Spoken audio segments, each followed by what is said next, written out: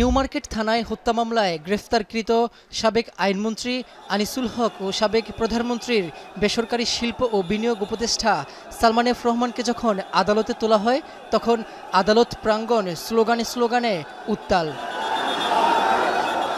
কোটা সংস্কার আন্দোলন ঘিরে সহিংসতার ঘটনায় গত ১৬ জুলাই নিউ মার্কেট এলাকার পাপোশের দোকানের কর্মচারী শাহজাহান আলীকে হত্যার অভিযোগে তার মা আয়েশা বেগম অজ্ঞাতনামাদের আসামি করে একটি হত্যা মামলা করেন নিউ মার্কেট থানায়।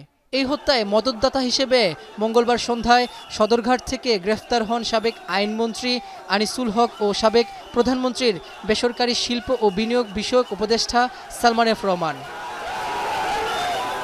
গ্রেফতারকৃত দুজনকে বুধবার সন্ধ্যায় আদালতে হাজির করে পুলিশ। এরপর মামলার সুষ্ঠু তদন্তের স্বার্থে তাদের 10 দিনের রিমান্ড চেয়ে আবেদন করা হয়। শুনানি শেষে ঢাকার মেট্রোপলিটন ম্যাজিস্ট্রেট মামুনুর রশিদের আদালত 10 দিনের রিমান্ডের আদেশ দেন। আসামির পক্ষে এ সময় আদালতে কোনো আইনজীবী উপস্থিত হননি।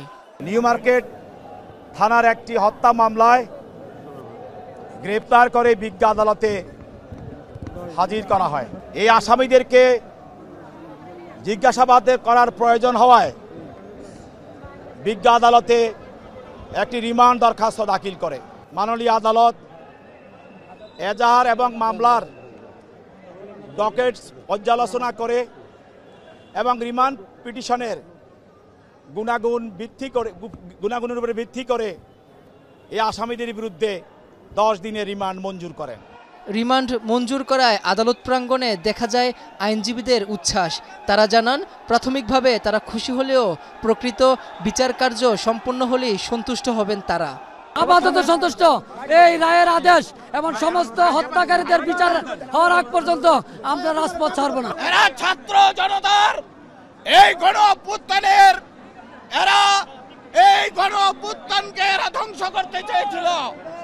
এরা দেশের শত্রু, এরা জাতির শত্রু। শুনানি শেষে নিরাপত্তা বেষ্টনীর মাধ্যমে দুজনকে পুনরায় নেওয়া হয় ডিবি কার্যালয়ে। রাব্বি হোসেন, এখন, ঢাকা।